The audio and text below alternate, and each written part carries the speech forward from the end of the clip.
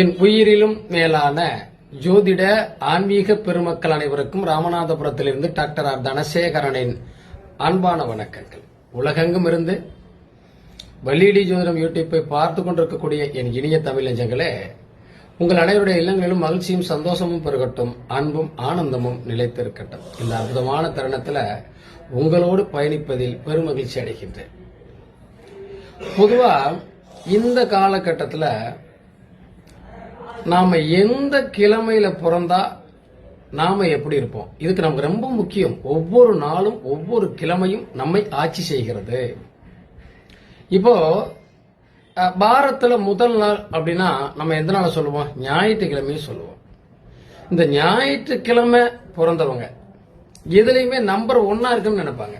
First நான் தான், அப்புறம் தான் நீ எல்லாம். அப்போ இவங்களுக்கு மற்றவர்களுடைய ஆலோசனை பிடிக்காது.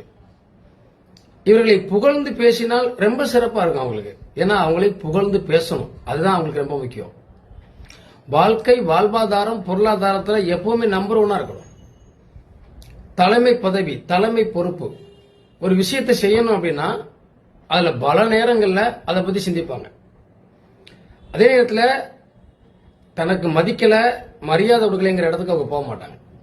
எப்போதும் நம்பர் 1 இருக்கணும், நல்ல இடத்துல இருக்கணும், நல்ல பேரும் புகழ் வாங்கணும் அப்படிங்கிற அமைப்பிலே அவங்க வாழ்வாங்க.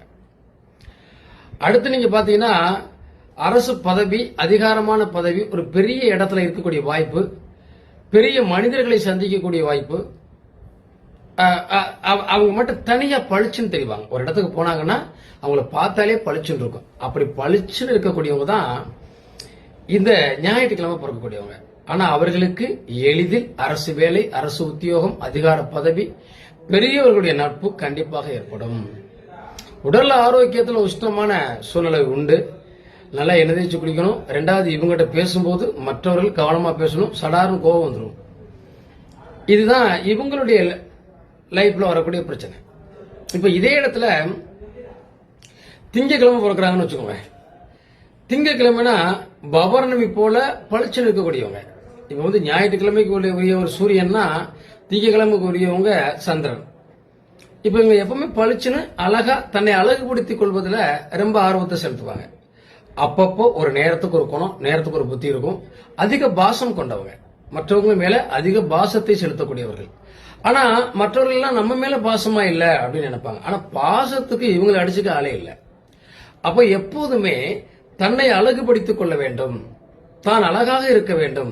அழகு என்பதுல ரொம்ப கவனமா இருக்காங்கன்னா அது சந்திரனை தான் சொல்லணும், திங்கக்கிழமை பிறந்தவங்க தான் சொல்லணும்.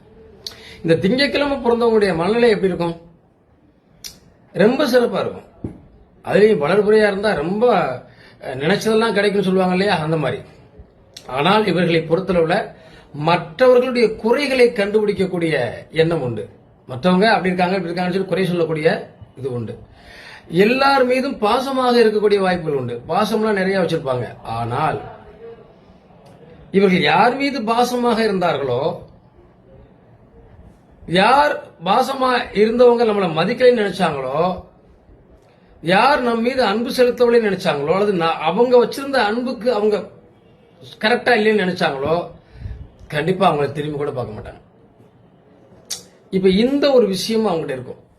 பொருளாதாரம், வாழ்க்கை வாழ்வாதாரம் எல்லாமே உண்டு. ஆனா தன்னை யாராவது பேசிட்டாங்கன்னா தன்னை மதிக்கல, நான் அவங்க மேல அவ்வளவு பாசம் வச்சிருந்தேன் அப்படின்னு புலம்பக்கூடியவங்க இவங்க தான். இன்னொரு விஷயம் அவங்களை பத்தி நம்ம சொல்ல போனோம்னா, எப்போதும் ஏதாவது மனக்குறையோடையே தன் வாழ்வாதாரத்தை ஓட்டிக் கொண்டிருக்கக்கூடியவங்க. இருந்தாலும் வெற்றியாளர்கள் சொல்லலாம் இல்லையா? அழகு, அன்பு, பாசத்திற்கு இணையானவங்க அவங்க தான்.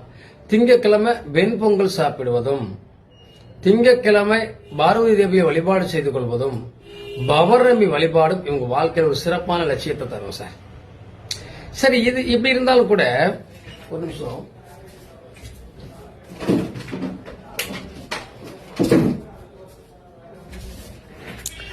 அப்படி இருந்தாலும் கூட அவர்களை பொறுத்தளவுல, அவர்களுடைய லட்சியங்களை பொறுத்தளவுல செவ்வாய்க்கிழமை பிறக்கிறாங்க பாருங்க. இந்த செவ்வாய்க்கிழமை பிறக்கிறவங்களுக்கு கோபம் சாஸ்தி, அதை நம்ம மறக்க முடியாது இல்லையா? கோபம் அதிகமா இருக்கும். ஆனா மத்திய அரசு வேலைக்கு போறவங்க பெரும்பாலும் இந்த செவ்வாய்க்கிழமை பிறந்தவங்களா இருப்பாங்க. ஆனா ஏதாவது ஒரு அரசு வேலைக்கு போயிடுவாங்க. பொருளாதாரத்துல கண்டிப்பா உயர்ந்து நிற்பாங்க. அவசரத்தால், தன்னுடைய கோபத்தால், அவசரப்பட்டு பேசக்கூடிய பேச்சால் நிறைய பேருக்கு பகையாக வேண்டியது வரும். அது குடும்பத்துக்குள்ளேயே கோபப்படுறாரு, அவசரப்படுறாரு, திட்டுறாரு, எல்லா விஷயத்திலும் இவர் அவசரமாவே இருக்காரு அப்படிங்கிற ஒரு நிலைப்பாடுலாம் வரும். ஆனாலும் கூட நினைத்ததை சாதிக்கக்கூடியவங்க, இந்த செவ்வாய்க்கிழமை பிறக்கிறவங்க மட்டும் எப்போதுமே தலைவலி, டென்ஷன், பிரஷர் அதெல்லாம் இருக்கும்.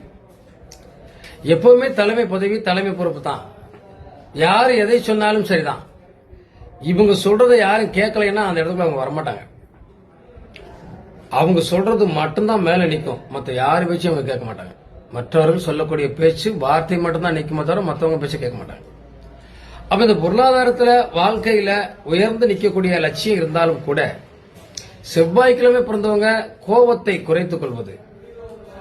அப்படி இல்லை அப்படின்னா நண்பர்கள், உடன் பிறந்தவர்கள், மனைவி, குழந்தைகள் மேல கோபக்காரவங்க அப்படிங்கிற ஒரு பேரை வாங்கக்கூடிய வாய்ப்பு அவங்களுக்கு கொடுத்துரும். அது மட்டும்தான் அவங்க ரொம்ப கவனமா இருக்க வேண்டிய அவசியம். மற்றபடி வெற்றியாளர்கள், வாழ்க்கையில சிறப்பானவங்க, ஒரு தலைமை பதவி, தலைமை பதவி அப்படி ஹெட் டு ஹெட் அப்படி எதுக்கும் பயப்படாதவங்க, நெஞ்சூரம் கொண்டவர்கள் சொல்லுவோம்ல, வீரத்தன்மை உள்ளவர்கள், எதையும் சாதிக்க வல்லமை படைத்தவர், எந்த இடத்தையும் முன்னாடி போய் நிற்கக்கூடிய அந்த பவர்ஃபுல்லானவங்கன்னா அது செவ்வாய்க்கிழமை பிறந்தவங்க தான். அடுத்து புதன்கிழமை பார்ப்போம். இந்த புதன்கிழமை பிறந்தவர்கள் நான் சொல்வேன் அடிக்கடி புத்திசாலிகள். ஏன்னா புதன் தான் புத்தி, செவ்வாய் வீரம்னா புதன் புத்தி. அப்ப புத்திசாலித்தனமாவங்க, அவங்க புத்தியை பயன்படுத்தி பொழைச்சுக்குவாங்க. எவ்வளவு பிரச்சனை இருந்தாலும் சரி பொழைச்சுக்குவாங்க. எவ்வளவு கஷ்டங்கள் இருந்தாலும் மீண்டு வந்துருவாங்க. புது புது திட்டங்களை தீட்டுவாங்க. உடம்புல அலர்ச்சிகள்லாம் வரக்கூடிய வாய்ப்பெல்லாம் வரும், ஆனாலும் மாறும். இவர்களை பொறுத்தளவுல அடிக்கடி பச்சை பயிரை உணவாக எடுத்துக்கொள்வது ரொம்ப சிறப்பாக இருக்கும். செவ்வாய்க்கிழமை பிறந்தவங்க பருப்பு சாதம் உணவாக எடுத்துக்கொள்வது நல்லது. புதன்கிழமை பிறந்தவங்க பச்சை பயிர் சாப்பிடுறது ரொம்ப நல்லது. ஆனால் இவர்கள் கொஞ்சம் பயந்த சுபாவம் கொண்டவர்கள். புதன்கிழமை பிறக்கிறவங்க ஒரு பிரச்சனைய பல தடவை யோசிப்பாங்க. திடீர்னு ஒரு பிரச்சனைக்கோ ஒரு முடிவுக்கோ ஈஸியா வரமாட்டாங்க. அதுல சிக்கல் இருக்கா இல்லையா, நைட் ஒரு விஷயத்துக்கு வாரேம்பாங்க, காலையில மாட்டேன்ட்டுருவாங்க. ஏன்னா அது தேவையற்ற விஷயமாக இருந்து பிரச்சனையை தரக்கூடும் அப்படின்னா அதுல இருந்து அவாய்ட் பண்ணி வெளியே வர பார்ப்பாங்க. அது அவர்களுடைய ஒரு முக்கியமான விஷயமாவும் இருக்கும். ஆனால் புதன் கிழமை பிறந்தவங்க எவ்வளவு வீழ்ந்தாலும் மறுபடியும் ஜெயிச்சிருவாங்க. வாழ்க்கையில பெரிய வெற்றி கிடைச்சிருவாங்க. அது எந்த மாற்றமும் இல்லை. அதே மாதிரி வியாழக்கிழமை பிறந்தவங்க, இந்த வியாழக்கிழமை பிறக்கிறவங்க எல்லாம் பாத்தீங்கன்னா குருவுடைய ஆதிக்கம் இருக்கும். பிடிவாத குணம் கொண்டவர்கள், இறங்கி வரமாட்டாங்கன்னு சொல்லுவாங்க இல்லையா, அவர்களை பொறுத்தவரை அவங்களுக்கு அட்வைஸ் கொடுத்தா பிடிக்காது. யாரும் அவங்களுக்கு அட்வைஸ் பண்ணக்கூடாது. நீங்க வியாழக்கிழமை பிறந்தவங்க குருவோட ஆதிக்கத்தை பெற்றவங்க போய் நீங்க பேசி பாருங்க, எல்லாமே அவங்களுக்கு தெரியும். தேவையில்லாம எதுக்கு நமக்கு இவங்க எல்லாம் அட்வைஸ் பண்றாங்க, அது உறவாக இருந்தாலும் சொந்தமாக இருந்தாலும் அப்பா அம்மாவாக இருந்தாலும் கூட அவர்களால் ஏற்றுக்கொள்ள முடியாது. ஆனால் தன் அறிவை பயன்படுத்தி வெற்றி பெறுவாங்க.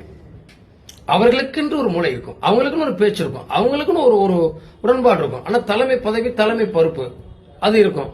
ஆனா தன்னை மதிக்காதவர்கள் இல்லத்திற்கு போக மாட்டாங்க. தன் மீது குறை சொல்லக்கூடியவங்க மேல மூஞ்சிலேயே முடிக்க மாட்டாங்கன்னு சொல்லலாம். அப்படிப்பட்டவர்கள் கண்டிப்பா வாழ்க்கையில ஒரு பெரிய உயர்ந்த இடத்துக்கு பல பேருக்கு வழிகாட்டியாக இருக்கக்கூடியவங்களா இருப்பாங்க. எந்த இடத்தில் நின்றாலும் அவங்க தனியா தெரிவாங்க. அவங்களுடைய சாப்பாட்டு விஷயம், பேச்சு விஷயம், செயல்பாடுகள், மற்றவர்களை அணுகக்கூடிய விஷயம் எல்லாமே ரொம்ப ஒரு ஒரு பவ்யமான ஒரு பேச்சாக இருக்கும். அறிவு சார்ந்தவர்கள் சொல்லலாம். இப்ப இவர்கள் அடிக்கடி கொண்ட கடலை சாப்பிடுறது ரொம்ப சிறப்பு. அது ரொம்ப ஒரு நல்ல பலனை கொடுக்கும். வியாழக்கிழமை விரதம் இருக்கிறது ரொம்ப நல்லது. குழந்தைகளுக்கு ஸ்வீட் வாங்கி கொடுத்தாங்கன்னா ரொம்ப சிறப்பா இருக்கும். அடுத்து நீங்க பாத்தீங்கன்னா வெள்ளிக்கிழமை. இந்த வெள்ளிக்கிழமை நம்ம எல்லாருமே பெருசாவே நினைப்போம். வெள்ளிக்கிழமை கோயிலுக்கு போறது, அம்பாளை வழிபாடு பண்றது, வெள்ளிக்கிழமை சுக்கிரவார, இது ஏன்னா எல்லா மதங்களும் அதை அனுசரிக்கிறது. நீங்க பாத்தீங்கன்னா வெள்ளிக்கிழமை கிறிஸ்டின் மதமும் கும்பிடுவாங்க, முஸ்லீம் மதமும் கும்பிடுவாங்க, இந்து மதமும் கும்பிடுவாங்க. எல்லா மதங்களும் இந்த வெள்ளிக்கிழமை முக்கியமான நாளாக வைத்திருக்கிறது. ஏன்னா இந்த வெள்ளிக்கிழமை தான் சுக்கிரன். சுக்கிரன்னா மகாலட்சுமி. மகாலட்சுமினா பணம். பணம் இல்லாத வாழ்க்கை யாருக்கும் சிறப்பா இருக்காது. அப்ப இந்த பணம் என்ற ஒரு விஷயம் நமக்கு கிடைக்கணும் அப்படின்னா இந்த வெள்ளிக்கிழமை சுக்கிரனுடைய அனுக்கிரகம் வேணும். அப்ப இந்த சுக்கிர ஓரையில் செய்யக்கூடிய வழிபாடுகள் ரொம்ப சிறப்பானது. இந்த வெள்ளிக்கிழமை பிறந்தவங்க பொன் பொருள் ஆடை ஆபரணங்கள்ல ரொம்ப சிறப்பா இருப்பாங்க. வீடு வாசல் கட்டுறது எதையுமே ஒரு நாகரிகமா அழகா வச்சுக்கணுங்கிற எண்ணங்கள் இருக்கும். இவங்க எப்பவுமே வெள்ளி பொருள்கள் கொடுக்கறது நல்லது. இங்க வியாழக்கிழமை பிறந்தவங்க தங்க பொருள் கொடுக்குறாங்கன்னா இவங்க வெள்ளிக்கிழமை பிறந்தவங்க வெள்ளி பொருள் கொடுக்கறது ரொம்ப நல்லது. அப்ப இந்த வெள்ளிக்கிழமை பிறந்தவங்க எப்போதுமே வெண்மையான நிறங்களை அணிவது, காலையில 6 to 7 மணி, மதியம் 1 to 2 தவறாமல் வாரத்துல ஒரு நாளாவது இந்த மகாலட்சுமி நினைச்சு வீட்டுல விளக்கேற்றி பூஜை பண்ணாங்கன்னா ரொம்ப சிறப்பான பொருளாதாரத்தை கொடுக்கும்.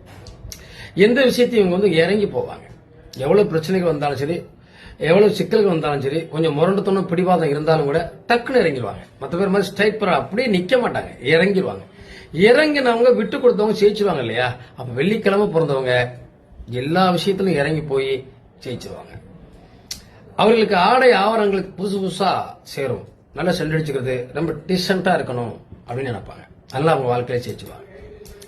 அடுத்து சனிக்கிழமை. இந்த சனிக்கிழமை பிறக்கிறவங்களுடைய வாழ்க்கை வாழ்வாதாரம் எப்படி இருக்கிறது? எல்லாமே கொஞ்சம் தாமதம் நடக்கிற மாதிரியே இருக்கும், கொஞ்சம் பின்னோக்கி போற மாதிரியே இருக்கும்.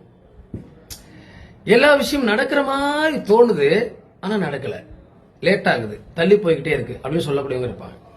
இப்ப இதுக்கான காரணம் என்ன அப்படின்னா, அந்த சனி பகவான் அவர் எப்பவுமே மந்தத்தை ஏற்படுத்தக்கூடியவராக தான் இருப்பார். அப்ப இந்த சனி பகவானுடைய தாக்குதல் நமக்கு ஒரு பெரிய பாதிப்பை தராமல் இருக்கணும். இப்ப வெள்ளிக்கிழமை பிறந்தவங்க சக்கரை பொங்கல் சாப்பிட்டா, சனிக்கிழமை பிறந்தவங்க எள்ளு மிட்டாய் சாப்பிடணும், எள்ளு சாதம், எள்ளு சம்பந்தப்பட்ட விஷயங்களை சாப்பிடணும். ரொம்ப ஒரு நல்ல ஒரு முன்னேற்றத்தை தரும். அடிக்கடி விநாயகர் வழிபாடு உங்களுக்கு ரொம்ப சிறப்பான பலன் தரும். நான் சனிக்கிழமை பிறந்தவங்க தடை தடங்கள் தாமதம் எதுவாக இருந்தாலும் சரி, நீங்க சனிக்கிழமை 1 to 2 ஒரு விநாயகர் கோயில போய் அந்த விநாயகர் 3 சுத்தி ஒரு சேரதங்க உடைங்க, சிறப்பா இருக்கும். அந்த கோயிலை சுத்தி பச்சரிசி வெள்ளம் கலந்து சுத்தி போடுங்க, சிறப்பா இருக்கும். இதை சொல்லிட்டே இருப்பேன். இதை செய்கிற போது அவர்களுக்கு தடை தடங்கள் தாமதம் இல்லை. ஆனால் இவர்களால் தொழில வெற்றி பெற முடியும். எந்த தொழில் பண்ணாலும் சரி, போராடி வெற்றி பெறாம விட மாட்டாங்க. அதே மாதிரி இவங்கள்ட்ட மனசுல என்னன்னா, வசதி குறைவு, அல்லது நம்மளோட யாருமே நெருங்கி வரல, அல்லது நமக்கு யாரும் ஹெல்ப் பண்ணல, அல்லது நம்மளோட சரியா பேசல, நம்மள இவங்க என்னமோ மாதிரி நினைக்கிறாங்கன்னு ஒரு தாழ்வு மனப்பான்மை இருந்துகிட்டே இருக்கும். இந்த விஷயத்திலிருந்து அவங்க வெளிப்படணும் அப்படின்னா தூய்மை பணியாளர்களுக்கு உதவி செய்யறது, ரொம்ப கஷ்டப்படக்கூடிய யாசகம் வாங்கக்கூடியவர்களுக்கு சாப்பாடு கொடுக்கிறது, ரொம்ப வறுமையில் இருக்கக்கூடியவர்களுக்கு செருப்பாக கொடுக்கிறது, இதெல்லாம் இந்த சனிக்கிழமை பிறந்தவருடைய வாழ்க்கை வாழ்வாதாரத்தை ரொம்ப உச்ச நிலைக்கு கொண்டு போயிடும். இப்படி ஒவ்வொரு கிரகங்களுக்கும் இது நான் சுருக்கமாக தான் சொல்லியிருக்கேன். சொன்னா இது 1 மணி நேரம் பேசலாம். ஒவ்வொரு விஷயங்களும் மாறுபடும். ஆனாலும் கூட நாம் இந்த கிழமையில் பிறந்திருக்கோமா, நிச்சயமாக இந்த சின்ன சின்ன விஷயங்களை செயல்படுங்க. ஞாயிற்றுக்கிழமை பிறந்தீங்கன்னா கோதுமை, அது சார்ந்த உணவுகள். திங்கக்கிழமை பிறந்தீங்கன்னா பச்சரிசி பொங்கல், அது சார்ந்த உணவுகள். செவ்வாய்க்கிழமை பிறந்தீங்கன்னா பருப்பு சாதம், தோரம் பருப்பு, அது சார்ந்த உணவுகள். புதன்கிழமை பிறந்தீங்கன்னா பாசிப்பயிறு, பாசி பருப்பு, அது சார்ந்த உணவுகள்.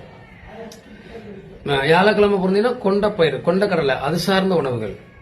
வெள்ளிக்கிழமை பிறந்தீங்கன்னா சக்கரை பொங்கல் சாப்பிடலாம், அது மொச்சப்பயிறு. அதில் வெள்ளிக்கிழமை பெரும்பாலும் யாரும் மொச்சப்பயிறு வைக்க மாட்டாங்க இல்லையா? ஆனா மொச்சப்பயிரை நம்ம உணவா கொடுக்கலாம், தானமா கொடுக்கலாம், ரொம்ப சிறப்பா இருக்கும். சனிக்கிழமை பிறந்தோம்னா எள்ளு மிட்டாய், எள்ளு சாதம். அந்த காலத்துல எள்ளை இடிச்சு உணவா நம்ம தாத்தா பாட்டி கொடுத்தாங்க. இப்ப யாரும் அதை கொடுக்கறது இல்ல, யாரும் சாப்பிடுறது இல்ல. எல்லையே நல்லெண்ணெயே உடம்பு தேய்க்கிறது இல்ல. அப்ப அதுக்கு பேரே நல்லெண்ணெய். அந்த நல்லெண்ணெயை பயன்படுத்தினாலே சனி பகவான்ல வரக்கூடிய தோஷங்கள் யாருக்கும் எந்த பாதிப்பும் வராது, உடல் ஆரோக்கிய குறைபாடும் வராது. மீண்டும் ஒரு வீடியோவில் சந்திப்போம். வாழ்த்துக்கள், வாழ்க வளமுடன். நன்றி. இதை பார்த்து கொண்டிருக்கக்கூடியவங்க கண்டிப்பா லைக் பண்ணுங்க, கமெண்ட் பண்ணுங்க, ஷேர் பண்ணுங்க, சப்ஸ்கிரைப் பண்ணாதவங்க பண்ணிருங்க. மீண்டும் ஒரு வீடியோவில் சந்திப்போம். நன்றி.